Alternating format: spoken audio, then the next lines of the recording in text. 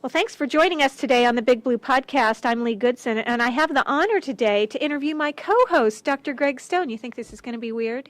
It is a little weird, and can I just say that you just read that script perfectly, but for the record, I did not write for you to say that it would be an honor for you to interview me.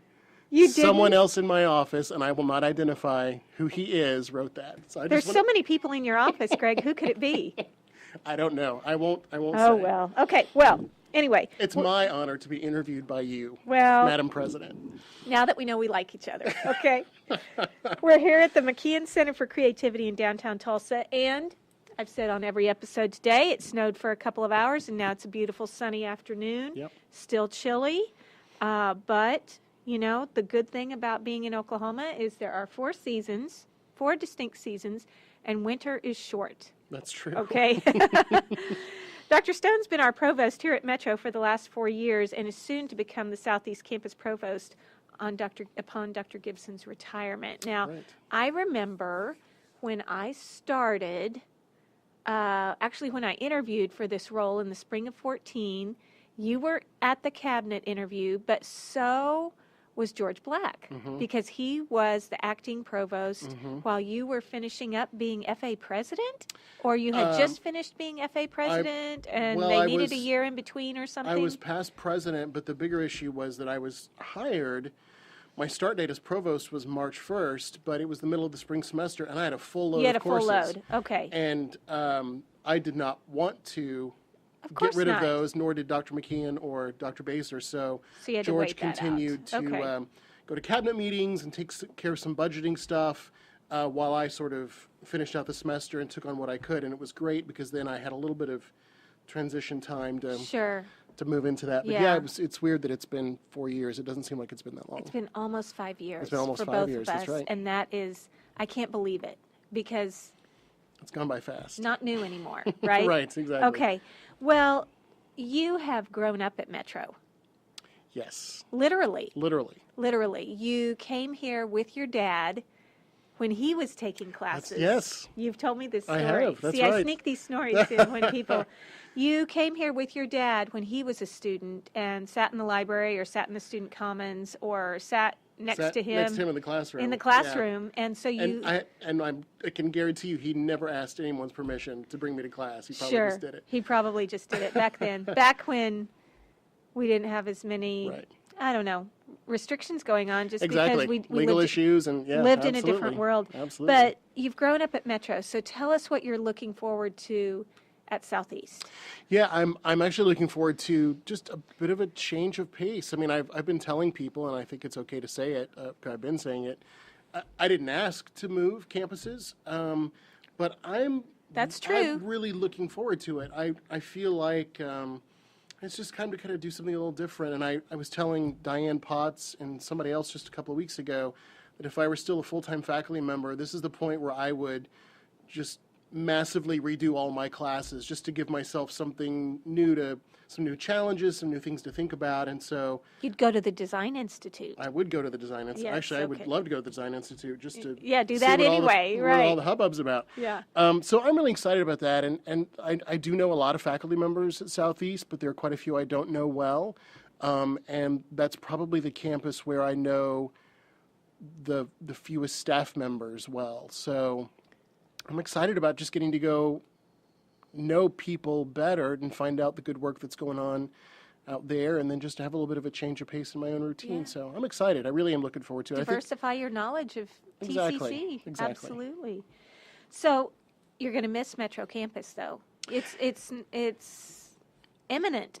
Yes. Yes. So we're recording, and Dr. Gibson's here through most of next week, and then February 1st I'll be out at Southeast Right, all 'cause day that first today day. is Friday, January 25th. 25th, so a week from right. today, So yeah. a week from today.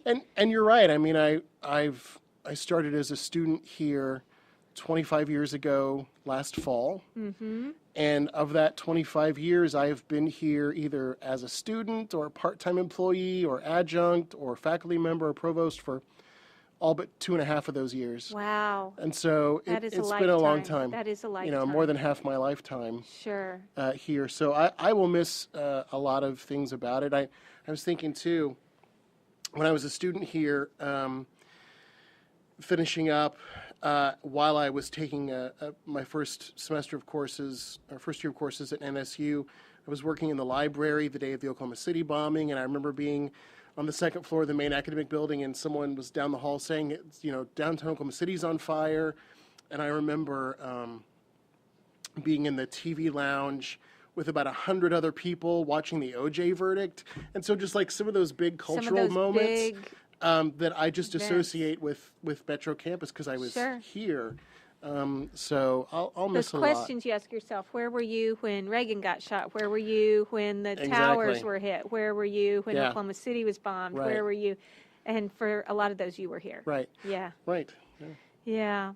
Well, okay, so Dr. Gibson next week, he's with us next week, and I'm sure that a lot of people will do a great job of having a fond goodbye because he is revered in his profession and has touched the lives, and we interviewed him here just a few episodes ago. He's touched tens of thousands, hundreds of thousands of students' lives, so he'll be missed. But you've got a transition plan because we don't have a new provost yet for Metro. So talk to us a little bit about what's that going to mean for the two campuses, and how are you going to enter into that transition and make sure it's successful?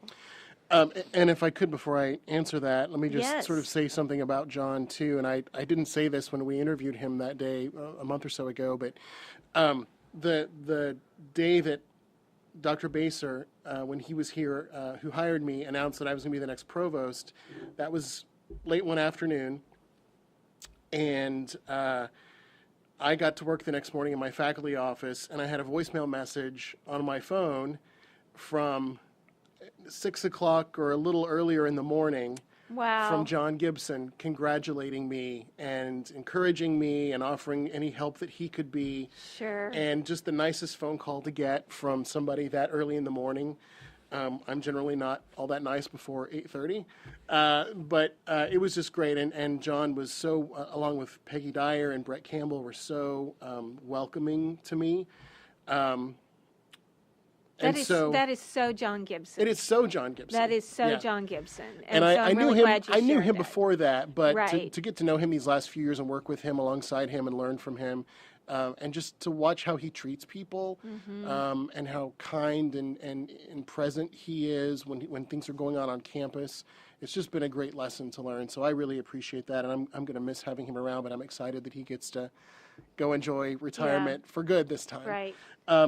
But yeah, so the plan is I'm going to do a little double duty, which is only going to work because there are such strong leadership teams at both campuses, in the academic schools, in student affairs, in the operations areas, campus police, all those areas. So I'm going to go back and forth. The first week I'll probably be at Southeast a little more, just because it will be that first week, but from then on, maybe for the next month or so, we're going to kind of play it by ear, depending on how the provost search goes. I'll spend, Mondays and Fridays at Metro, and Tuesdays, Wednesdays, Thursdays at Southeast, and of course can go back and forth as situations maybe come up, trying to keep the regular schedule of standing meetings at both campuses, and so I've already adapted to those on the calendar. I want to disrupt things as little as possible, and to be able to go in right from the beginning and say, we're not gonna lose anything during this time. And people have been so great so far. I do have to brag on Miguel DeCourt in my office, working with Mark LaHoulier, some now at Southeast in the provost office, just coming up with a very comprehensive transition plan, just so that no little details are missed along the way. And so it's been really great to sort of see this shift happen, and hopefully we don't lose any speed along the way. I think it's going to be good, so that people feel like they've got some leadership on campus, and that there aren't any gaps, or as few gaps as possible, while we wait for 2 new provosts to come on board. Well, and the finalists come in next week. That's right. And so we should know soon. You won't have to do that forever, and you've Right. got a great team that's going to help you with that. Absolutely. Great. Well, I'm Lee Goodson, here with my guest, Dr. Greg Stone, and you're listening to the Big Blue Podcast. Greg, you are now the provost with more years of experience in this position. I have jokingly called you the senior provost. That's not a new title. It's just a status. It's an adjective. Yes. It's just an adjective. Yeah, I don't want you to, yeah, we're not going to create a new position. Okay. But tell us, how has the role of provost changed since you began in 2014? Well, in many ways, it is completely different. And Dr. Hess and I have talked about this. It is not the job that I applied for. And I have to say, that's probably a good thing. I was very hesitant to apply for the job to begin with, and it took quite a bit of prodding from a lot of faculty members and other staff members and even a couple of administrators in different areas of the college saying, you should think about this. And I thought, why would I want to do that? It doesn't make any sense. But I realized some of those people were folks who had given me some really good advice before, and they weren't just being polite. And so I thought, if they're telling me, I should probably take it seriously. And so I applied really to give myself some more time to think about it. And then it just kept going, and suddenly I was hired, and my fear was, what if I don't like it? Like, what if I can't just automatically go back and say, no thanks, I'm going to go back to the classroom full time without going through a process. So, but I will say it's been much more challenging than I anticipated. Lots of problems to solve, lots of people to interact with, and those are the things that I like coming to work for. We talked about if you know everything about a job before you apply for it, you'll never apply. Right. Right, and so thank goodness we don't know everything. Yeah, because there have certainly been some really serious situations that, as an administrator at this level, I've had to be involved with that are not always pleasant. But fortunately, those are few and far between, and the good stuff where you get to see students in the hallways and a few months later crossing the stage at commencement, I mean, that makes it worthwhile. Yeah. And to see faculty members grow into new opportunities, it's just really exciting to be a part of all that. Yeah. And I'll, to your question earlier about sort of having a long history here, even to your point of my dad bringing me with him to class one day when I was 3, and it's kind of one of my earliest memories. I've always felt, and it sounds a little hokey, but I've always felt that I still have a lot to give back to this place, and that I'm not done giving back yet. And if I can help other students like me along the way, then it doesn't get any better than that. It doesn't. The best day of the year is graduation. It is. And the first day of class is when everyone has an A. Yep. Right. Exactly. Right? Yeah. Or at least not a bad grade. At least not a bad grade. Yeah. Yep. Okay, tell us, for people who haven't worked closely with you or who are new to the college, what are some of the other things people may not know about you? I mean, there's an obvious one. That you're an incredible painter. Oh, well, thank you. Yeah. Some days I feel more incredible at that than others. Well, this week it's not been so incredible. Yeah, that's kind of how it's like anything else, things right? like that go. Right. Yeah. Right. No, I do. I always drew a lot as a kid, and painted, and I painted a lot when I was in my teens and 20s. I rarely took art in school, and I took no art classes in college, but I did it on my own, and I started painting landscape in soft pastel as a medium in my late 20s, and then when I turned 30, that was the year I got hired as a full-time faculty member here at Metro, and 2 years after that, I was in my PhD program at TU, so for a decade, I didn't Everything paint. falls apart Everything when falls you go apart. to school. Right. Yeah. And so after I graduated from TU with my PhD a few years ago, and went through that little depression after that sort of end to that kind of a program. Where you don't ever want to read again. Right. I think it was a year after I was done before I really... I still struggle with reading for fun, I will admit, Right. after 4 years or nearly 4 years. Right. It's hard. So I was sort of, one day thought, I've got to do something other than just go home from work and watch TV, and, so I got some things out, and so I've really thrown myself into painting, and applied for membership last year to Pastel Society of America and was juried into membership, and I've had some pieces in some national shows. So yeah. it's going well, but every day is a struggle, but that's kind of what I like about it. What else that people may not know about you? I kind of gave you that answer, so Yeah, it may true. not be I don't know. what, I it may feel not be like what you wanted to talk about. I feel like there aren't a lot of secrets about me. I love hanging out with my friends. You're from Sepulpa? I'm from Sepulpa. I grew up there, went to high school there. Worked on worked on the local newspaper. I was out of college, not too long out of college before I got into higher ed. There's no time for this story, but if somebody really wants a good story, I was almost arrested in Jerusalem for being a terrorist. That's another show, Greg Stone. Let's write it down on the list. We'll have to write that experience down on the list. There was a bit of I caused a small international incident. Created a ruckus. There was a ruckus. There were tourists and a very popular checkpoint shut down by the military because they thought I had a bomb in my backpack, which I did not have. Yeah. What'd you have in your backpack? I had Can a little. you tell us? Yeah, I had a little. This was back in '98, so there were no digital cameras, you know. So I had a camera with me, and my uncle, who was a photographer, had loaned me this little lead-lined pouch to keep my rolls of film in. Oh, yeah. And it was in my backpack, which I had a little padlock on, so I wouldn't have my stuff stolen. And I lost the key going through a checkpoint, and going through the scanner, they thought it was a bomb. So what'd they do? They had to cut it off. They had to cut the lock No, off. well, we're already. No, we're not too far past. I may You as can well. do this. I may as well tell the story. Yeah, yeah. So Then we we're don't going- have to have another episode. So we're going through the checkpoint at the bottom of the Western Wall, and we were going to go visit the Haram al Sharif, and, Right. and I think I'm remembering the right name, the Dome of the Rock, and which is controlled by the Palestinians, but you have to go through Israeli checkpoints to get up there. And there were just hundreds of people there that day, and I got separated from my friends. And so I'm going through, and the scanners, the metal detectors pick up this lead-lined pouch that you can't see through in my backpack. And so they pull me off to the side, tell me to open the bag. And I'm trying to dig in my pocket for the key to the padlock, and I can't find it, and it's not there. And in like 30 seconds, the checkpoint was shut down. They were pushing the crowd back 100 yards. I had 8 or 10 Israeli police with assault rifles surrounding me, yelling at me to open the bag, and I cannot find the bag. And I've got flop sweat, and my friends are gone. And I'm thinking, I am not, like, this is the end. I will never see my mother again. You know, it was just horrible. And finally, I was reaching down, and I'm thinking, I'm going to have to, like, summon superhuman strength to rip apart the metal zipper on this backpack to show them it's not a bomb.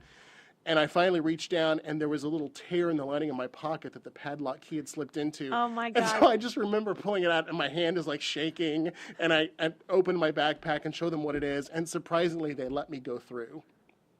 And then they let everybody else go And through. they let everybody else go through. And then I get to the top of the ramp, to the top of the stairs, and where the Palestinian checkpoint is, and the Israelis had radioed ahead. And so the Palestinians then gave me a thorough search and questioned me for a bit, and they were holding my friends. And they finally let me go through, but we had 2 Palestinian police the entire time we were there visiting for like 3 hours, and they were keeping other people away from us.